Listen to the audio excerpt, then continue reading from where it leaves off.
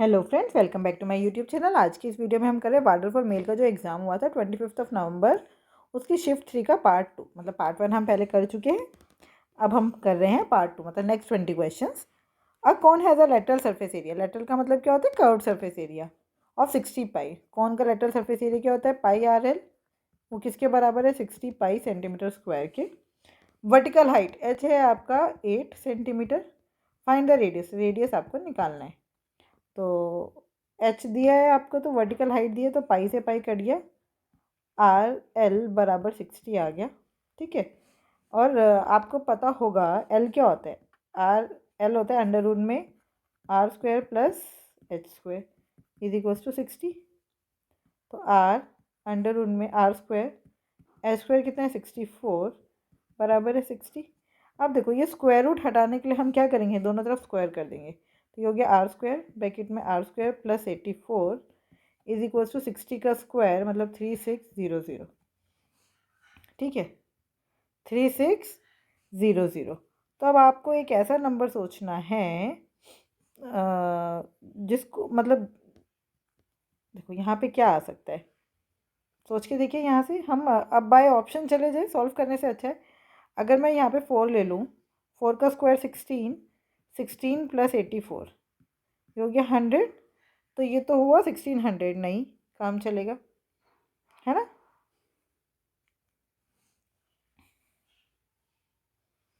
चलिए 4 नहीं हो सकता, 10 देखते हैं।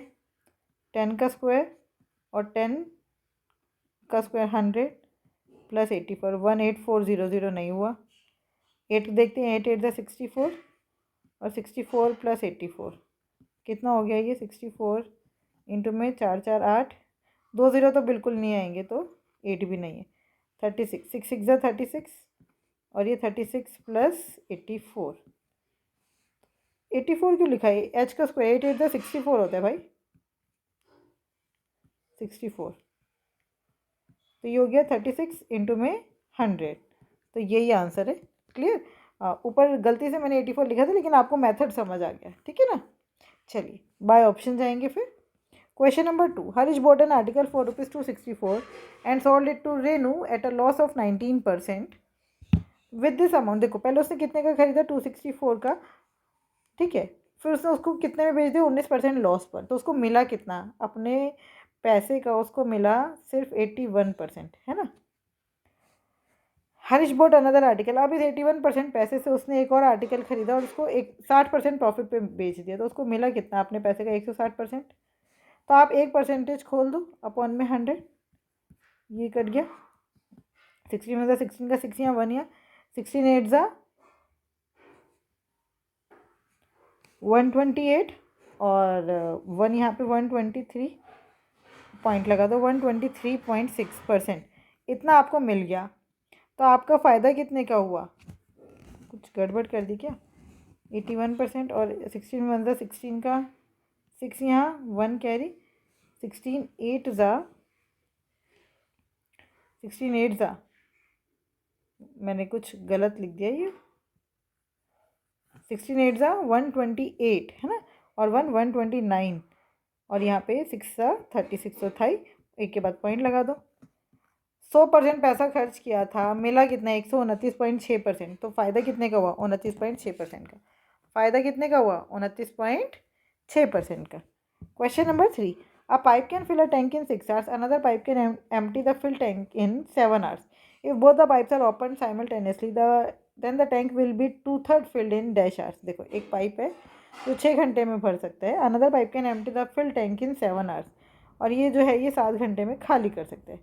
7 6 ज़ा 42, 6 7 ज़ा 42 और ये खाली कर रहे हैं 6 घंटे, है ना। जब ये 7 घंटे में खाली कर रहा है तो हर 1 घंटे कितना काम कर रहा है? 6 लीटर पानी निकाल दे रहा है। तो इफ़ेक्टिवली कितना काम हो रहा है? अगर दोनों को चालू कर देंगे तो 7 - 6 1 लीटर इफ़ेक्टिवली हर 1 घंटे में 1 लीटर पानी भर रहा है ना। तो हमें 2/3 पानी भरना है, तो 42 का 2/3, 3 मतलब 3 3 4 12, मतलब कि हमें 28 लीटर पानी भरना है। 1 घंटे में 1 लीटर पानी भरा जाता है, तो टोटल टाइम कितना लगेगा? 28 litre. Question number 4, the sum of the present ages of A B and C is 198 years. 6 years ago from now the ratio of their ages was 4:7:9। तो आज से 6 साल पहले कितनी एजेस थी उनकी? 4x, 7x और 9x। तो आज कितनी हो जाएंगी? 4x + 6, 7x + 6, 9x + 6। और इन तीनों का सम कितना है? 198। तो 7 4 11, 11 और 9 20x, 6 6 12, 6 3 18। तो 198 माइनस 18, तो ये हो गया 180। 20x, 0 से 0, 2 9 18। x की वैल्यू आ गई 9। x की वैल्यू कितनी आ गई? 9। तो उन्होंने हमसे पूछे प्रेजेंट एज ऑफ c। तो ये प्रेजेंट एज है c की, है ना। 9x + 6 क्या है प्रेजेंट एज? 9x + 6। तो 9 9 81 + 6 87 is the right answer. 87 is the right answer. Question number 5। A shop offers a scheme buy 2 get 1 free. 2 खरीदो 1 मुफ्त पाओ। On a product price at ₹300 each. If the customer buy 6 items.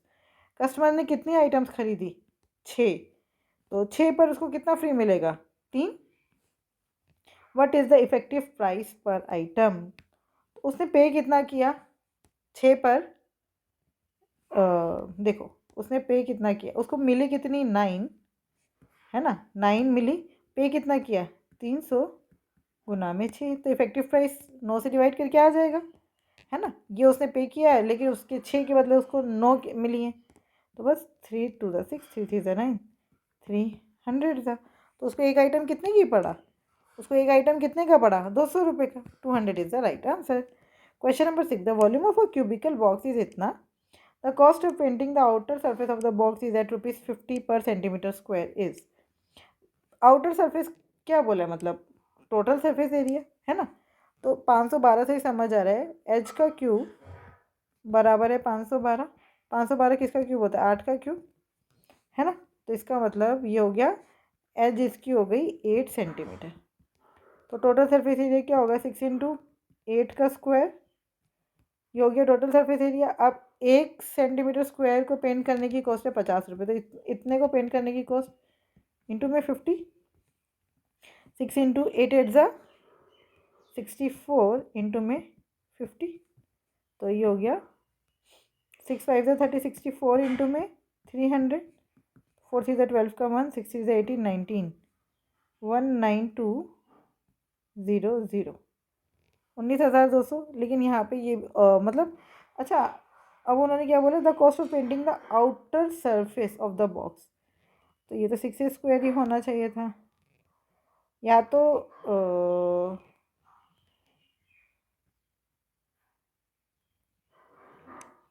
9,600 answer दिया आपको। Meaning से actually ये जो question है ना DSSB ने पूरा नहीं किया है, तो ये 50 की जगह कुछ और होगा, है ना। तो आंसर हमारा 9,600 आना था। तो कि 9,600 डिवाइडेड बाय 6 इंटू में 64। तो ये हो गया 6 1 6, 6 6 36, 1600 16 4 425। तो ये 50 नहीं, ये होना चाहिए था 25 रुपये। ठीक है, 25 रुपये होना चाहिए था। तो क्वेश्चन आंसर जो है वो बिल्कुल डबल आ गया। समझ आया? तो 3rd is the right answer. समझ आ गया? Question number 7. A dealer buys 2 articles X and Y for ₹6,000 each. He marks each of them at the same price. He sells X by giving 2 successive discount of 20% and 80% and still earns $824। तो उसको मिला कितना? 6,824 रुपये मिले। ये आपको बात समझ आ रही है ना, एक्स को बेचने पर। और एक्स समझ लो, उसने एक्स का जो मार्क प्राइस रखा था वो MP है। ठीक है, मार्क प्राइस ऑफ एक्स, उस पर उसने कितने का डिस्काउंट दिया? पहले 20% का। तो उसको मिला कितना? 80%। फिर उसने 80% का डिस्काउंट दिया तो मिला कितना? 20%। और ये बराबर है 6824 के। अब हम सॉल्व कर लेते हैं। 1 0 से 1 0 कट गई, 1 0 से 1 0 कट गई।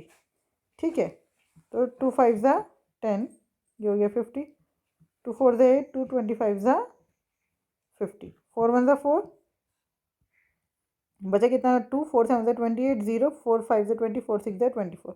तो मार्क प्राइस ऑफ एक्स आ गया 1706 इंटू में 25। और यही मार्क प्राइस वाई का भी होगा। ठीक है, अब उसने यही वाई का भी हो गया ना, दोनों का मार्क प्राइस सेम था तो वाई का भी लिख दो इसको। अब उसने वाई को 76% डिस्काउंट पर बेच दिया तो उसको मिला कितना? 24%, है ना। 25 4 द 100, 4 5 द 20, 4 6 द 24। अब उसको मिला इतना 1706 इंटू 6 कितना हो गया, 6 6 द 36, 7 6 द 42, 6 1 द 6 और 4 10। 10,236 रुपये मिले उसे, और उसने खरीदा कितने में था, 6,000 में। तो उसको प्रॉफिट कितने का हो रहा है बाई को बेचने में, 4,236 का प्रॉफिट कितने पर, 6,000 पर। इंटू में 100%, यही निकालना है हमें। 2 0 से 2 0 कट गई, 6 से डिवाइड करो, 6 7 ज़ा 42, ना जाने की 0, 6 7 ज़ा 6 5 6 5 ज़ा 30, 6 6 ज़ा 36। क्लियर हो गया, कट गया पूरा का पूरा। पॉइंट लगा दो एक के बाद, 70.6%। समझ आया। Question number 8. A man travels from P to Q at a speed of 50 km per hour and returns from Q to P at a speed of 60 km per hour. Total time taken आपको दिया है, distance निकालना है। तो देखो आप पहले average speed निकालो। एवरेज स्पीड का फार्मूला क्या होता है, एवरेज स्पीड 2xy अपॉन में x प्लस वाई। तो 2 इंटू में x कितना है 50 इंटू में 60 अपॉन में 110। 0 से 0 कट गया, ठीक है। तो 5 टू द 10, 600/11, ये एवरेज स्पीड हो गई। और आपको पता है एवरेज स्पीड मतलब एवरेज स्पीड क्या होता है, टोटल डिस्टेंस अपन में टोटल टाइम। तो ये एवरेज स्पीड है 600/11। टोटल डिस्टेंस कितना है, पी और क्यू के बीच में जो डिस्टेंस है उसका डबल, 2x ले लो उसको, है ना। हमें तो पी और क्यू के बीच का डिस्टेंस निकालना है ना, और ये डिस्टेंस डबल है, पी से क्यू, क्यू से पी। अपॉन में टाइम टेकन कितना है 16.5। तो ये इसको आगे सॉल्व कर लेते हैं। 16.5 इधर मल्टीप्लाई में आ गया, इनटू में 16.5, पॉइंट हटा के 10 नीचे, इज इक्वल्स टू 2x। 0 से 0 कैंसिल, 11 1 ज़ा 11, 11 5 ज़ा 55, 2 30 ज़ा 60। तो x की वैल्यू आ गई 15 3 ज़ा 45, 450। x की वैल्यू कितनी आ गई 450। Clear. Question number 9. A cube has a volume of 512 centimetre cube. तो वॉल्यूम अगर 512 है तो एज कितनी हो गई, ये किसका क्यूब होता है, 8 का क्यूब, है ना। तो एज हो गई 8, क्योंकि वॉल्यूम क्या होता है, एज का क्यूब। If each edge of the cube is increase by 50%, 8 का 50% क्या है 4, 8 + 4 12। तो इसका मतलब जो वॉल्यूम जो अब न्यू एज है वो कितनी है 12। तो वॉल्यूम क्या हो जाएगा 12 का क्यूब, मतलब 1728। Question number 10. A frustum of a cone has a height of 9 centimetre, top radius है 3 और बॉटम रेडियस है 6। Find the volume. वॉल्यूम का फार्मूला अगर आपको याद है तो कुछ भी नहीं है, पाई एच आर स्क्वायर, मतलब कैपिटल आर स्क्वायर फिर small R square plus capital R और स्मॉल आर, ठीक है। बस ये फार्मूला है। तो ये हो गया 1/3 इंटू में 22/7 इंटू में हाइट कितना है 9, बिगर आर, 6 का स्क्वायर मतलब 36, 3 का स्क्वायर मतलब कि 9 और 6 3 ज़ा 18। 18 और 9 27, 36 और 27 कितना हुआ 7 और 6 13 का 1, 63। तो ये हो गया 3 3 ज़ा 9 कट गया, तो ये हो गया 22/7 इंटू में 3 इंटू में 63। 7 9 ज़ा 63, सारे यूनिट डिजिट अलग है, पूरा मल्टीप्लाई नहीं करेंगे। 3 2 ज़ा 6, 6 9 ज़ा 54। तो 4 आ गया यूनिट डिजिट, जहाँ पे 4 दिख रहा है वही आंसर है। Clear. Question number 11.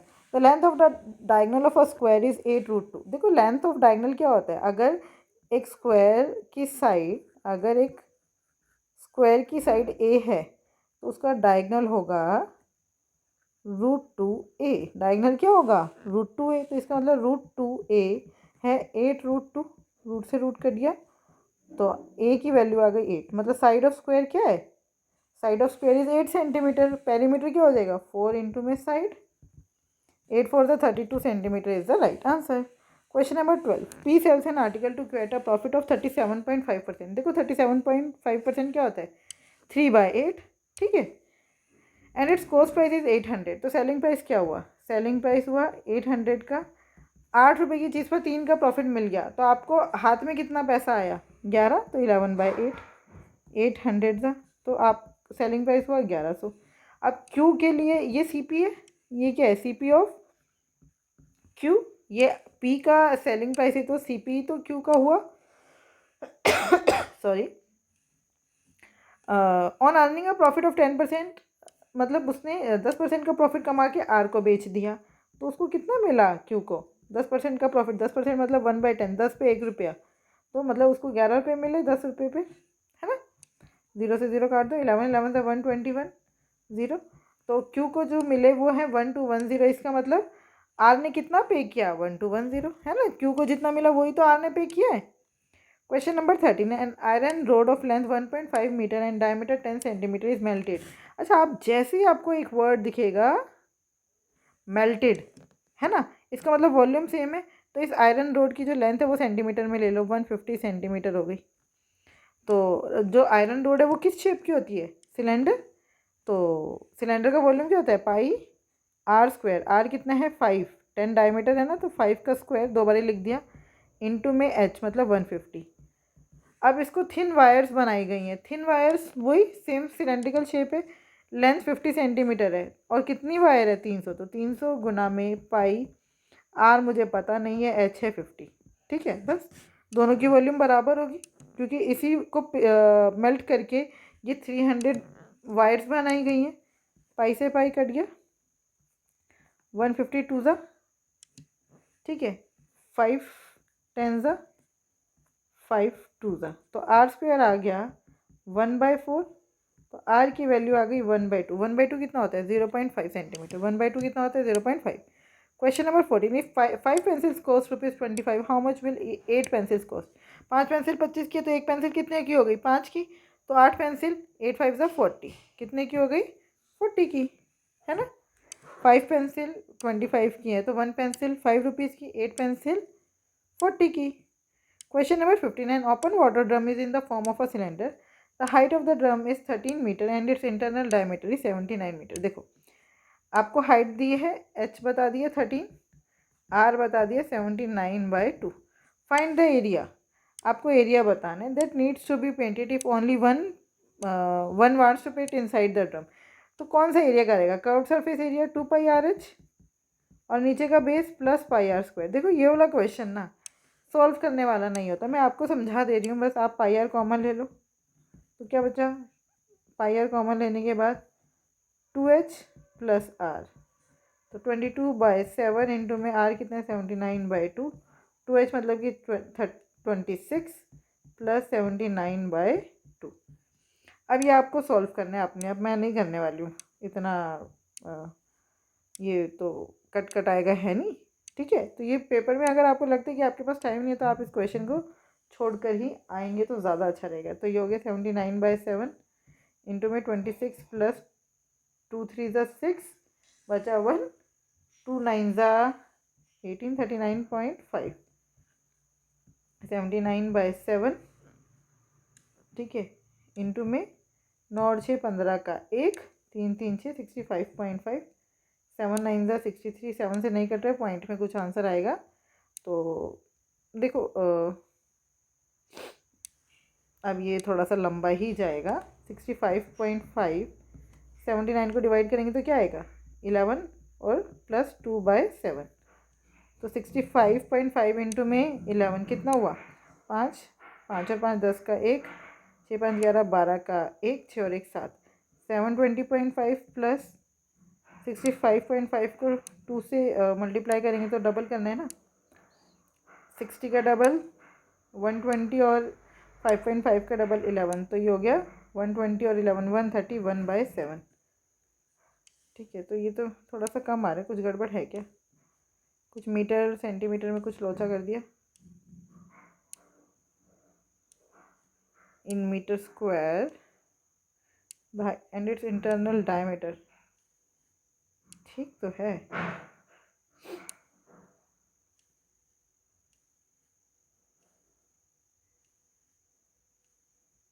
πr common ले लिया, बचा 2h प्लस πr² था, तो r बचा, तो 22/7 इंटू में 79/2, 2h 36 प्लस 79/2।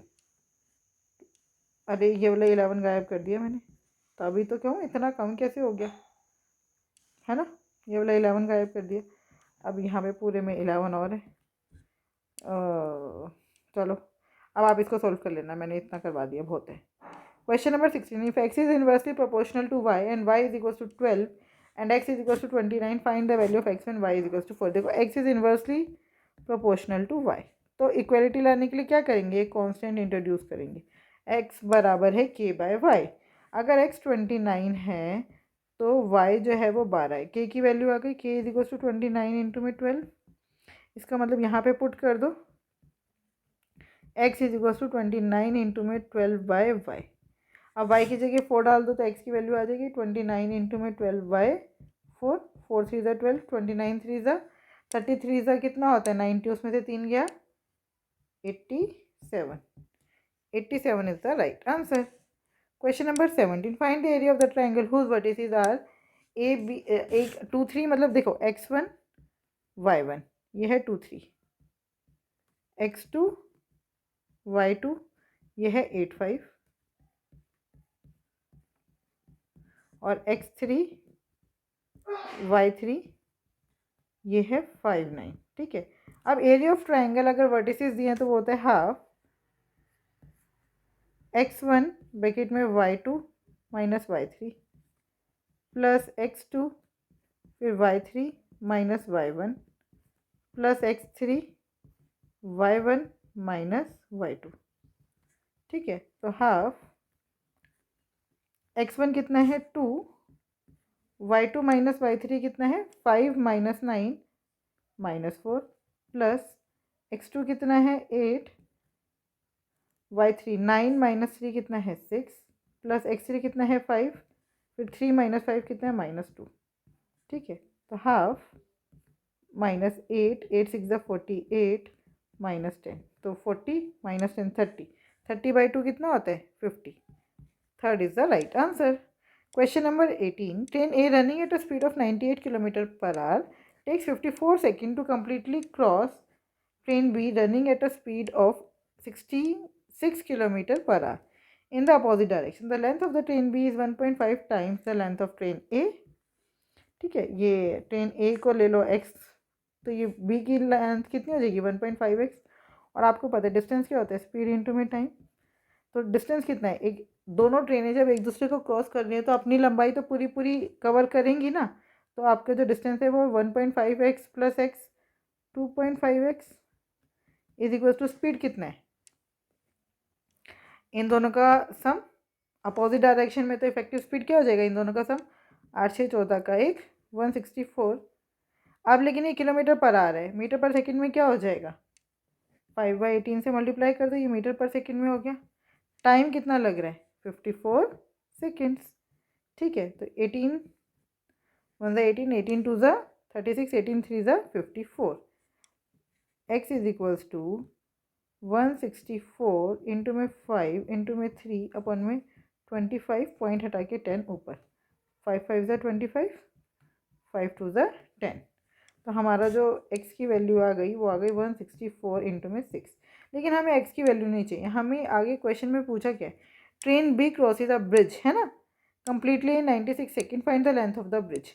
तो अब आपको ट्रेन B की लंबाई चाहिए, B के 1.5x, ये हो गया 164 इंटू में 6 इंटू में 1.5, पॉइंट हटा के नीचे 10, तो 5 3 15, 5 2 10, 2 3 6, तो ये आ गया 164 इंटू में 9, ये हो गई ट्रेन बी की लंबाई। तो 9 4 36 का 3 यहाँ, 9 6 54 और 3 57 का 5 यहाँ, 9 1 9 और 5 14, 1476 मीटर लंबी हो गई ट्रेन बी।